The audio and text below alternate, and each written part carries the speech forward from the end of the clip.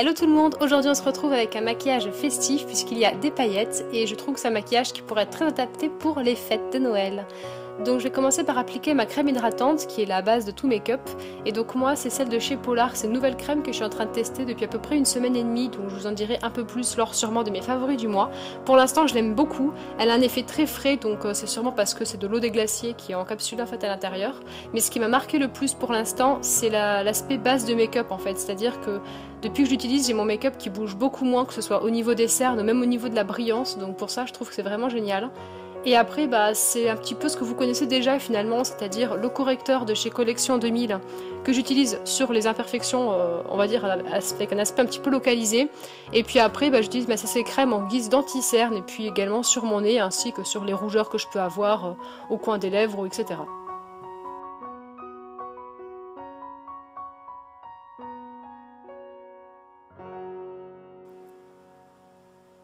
Ensuite j'utilise ma poudre de chez Dior qui est une poudre compacte translucide que j'ai en teinte la plus claire, c'est la teinte 001. Alors j'utilise en fait pour éviter que mon make-up bouge, donc notamment là où j'ai appliqué du correcteur ou ma CC crème. Alors elle n'a pas du tout un aspect matifiant, donc pour mon type de peau c'est pas la poudre idéale. Et j'utilise ensuite mon blush de chez Modelco, c'est Peach Bellini si je me trompe pas. Et c'est vraiment un blush qui est super sympa parce qu'il a des paillettes, en fait il a un côté satiné. Et donc du coup pour les fêtes, du coup ça tombe très bien.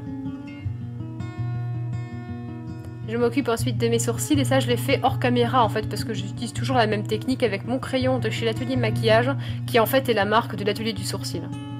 Et enfin on passe au make-up des yeux à proprement parler, donc j'utilise la palette Lorac Pro et je viens appliquer le fard taupe en creux de paupière pour former une base puisque c'est une couleur qui est plutôt claire quand même.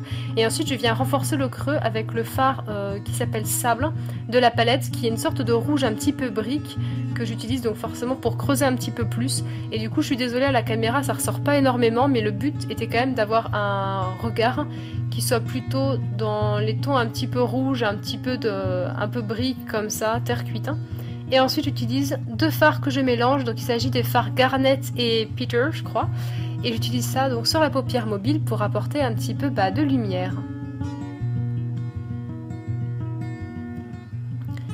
Ensuite j'utilise le fard sable que j'utilise donc en ras de cils en fait inférieur et que je vais également utiliser pour renforcer un petit peu mon make-up parce que je trouvais qu'il n'était pas assez intense.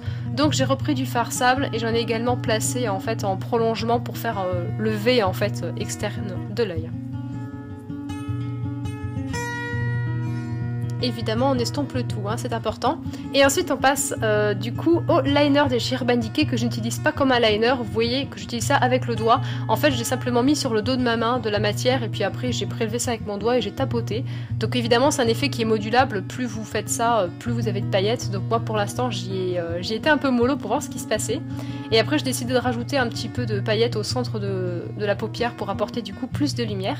Et ensuite j'ai utilisé le liner avec sa vraie fonction de liner en fait pour le ras de cils inférieur et j'aime beaucoup en fait. L'idée c'était d'utiliser un petit peu comme les top coats pailletés qu'on utilise pour terminer un nail art et j'avais envie de faire la même chose mais du coup pour l'œil pour les faire à paupières.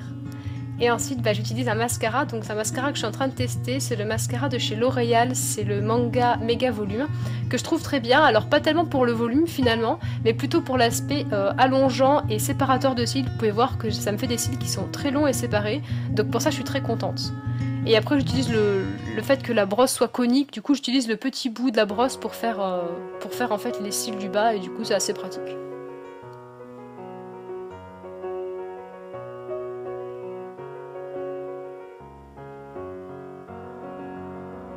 Donc là c'est une version comme je vous l'ai dit qui est modulable, qui est plutôt soft et après j'ai fait une version qui est un petit peu plus intense. Et donc voilà, je vous laisse avec les images, je vous fais plein de gros bisous et je vous dis à très bientôt sur ma chaîne.